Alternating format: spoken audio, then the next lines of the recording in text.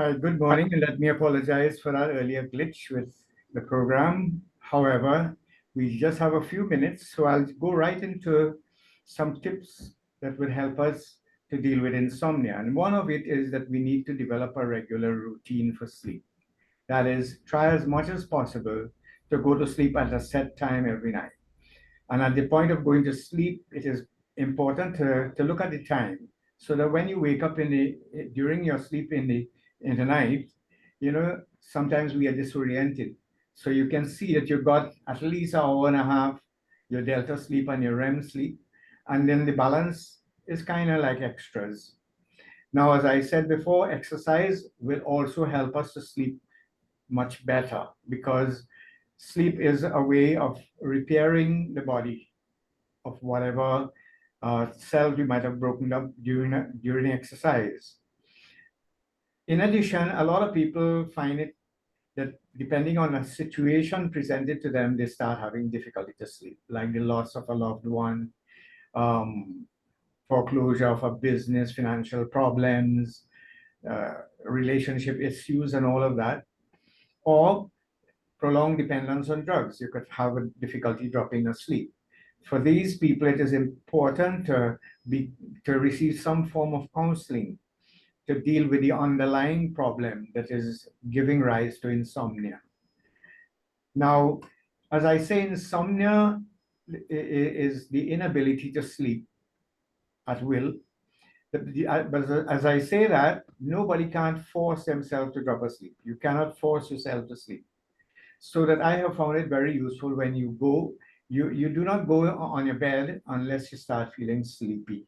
So you look at television, you read your newspaper, you listen to music, and when you start feeling sleepy, you go on your bed.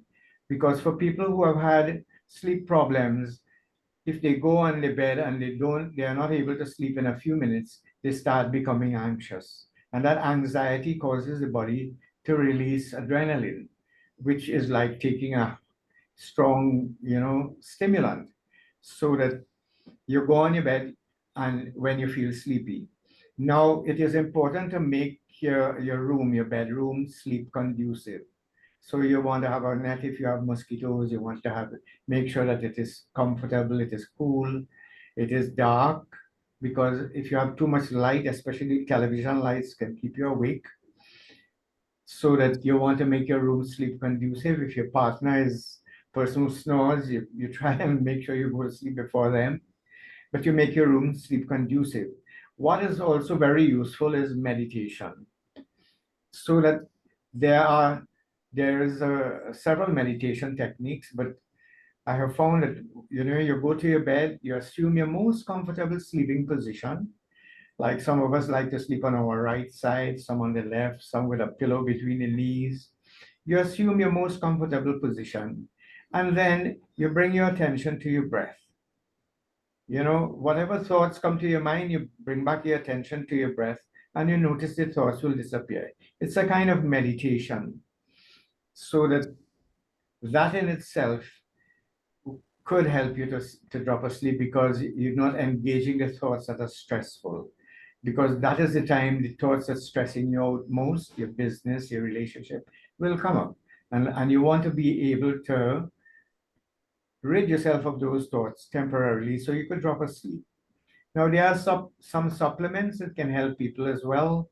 There are natural ingredients like chamomile, warm milk. Some people say banana, eating a banana before they go to bed. There are several things what works for you. But I would stress, do not become dependent on anything, whether it's psychologically dependent or physically dependent. And of course, common sense will tell you that you don't want to drink coffee before you go to sleep or anything that is a strong stimulant.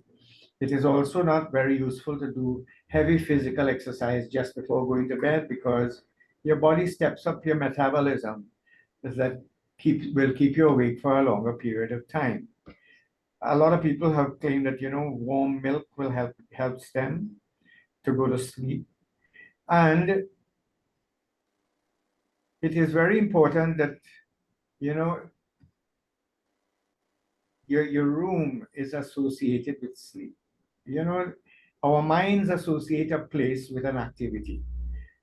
To illustrate that, an analogy is that, we'll walk all over the place, but when we go into the washroom, the toilet, then that activity happens because the mind knows, the body knows that is the place for that. So too, our bedroom must be send strong signals to our mind that this is the place to sleep. I know a lot of people turn their bedroom into their recreation room, their office. They do a lot of other things in the bedroom. And you will lie down there and you're still remembering the work left undone, your office work, your whatever, your assignment. And those things are going to trigger you to remain awake. So you want to avoid that. You try to do, you know, save your room, your bedroom for sleep purposes.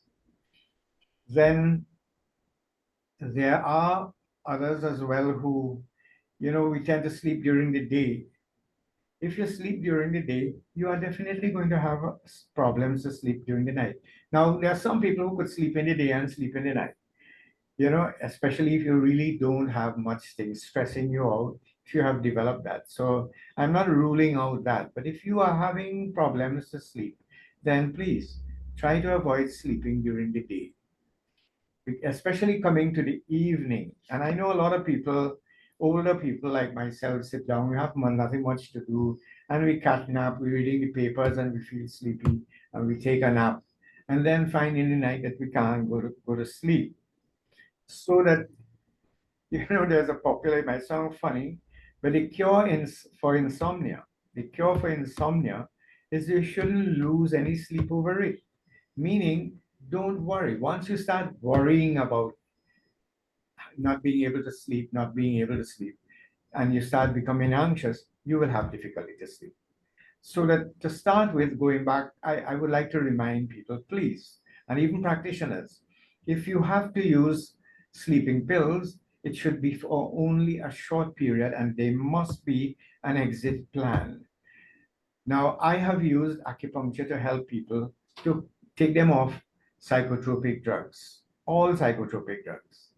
I also use acupuncture to help people who have pains, shoulder pains, and lower back pain, and all of that that prevent them from sleeping. So, acupuncture is a very useful tool to be able to restore sleep naturally, so that it is to my mind, it is a much more preferred method.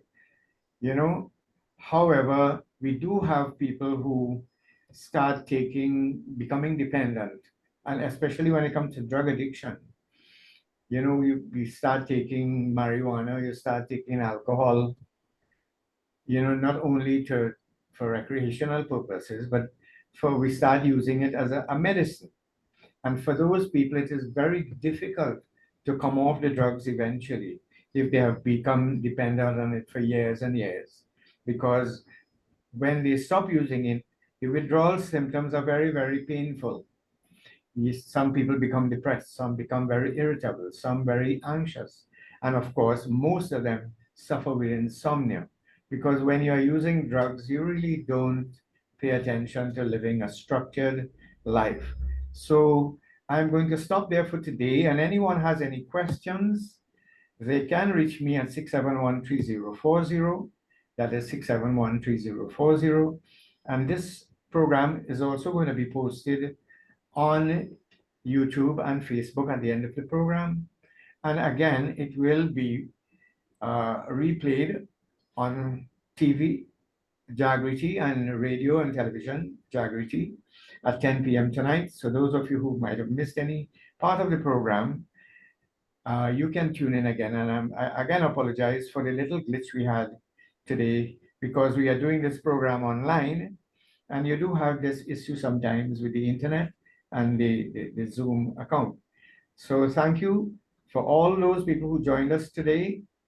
I want to thank you and remind you that the program will be on again next week, Thursday at 9 a.m. And hopefully we can have all our problems sorted out by then. So thank you until next week, Thursday. Bye for now.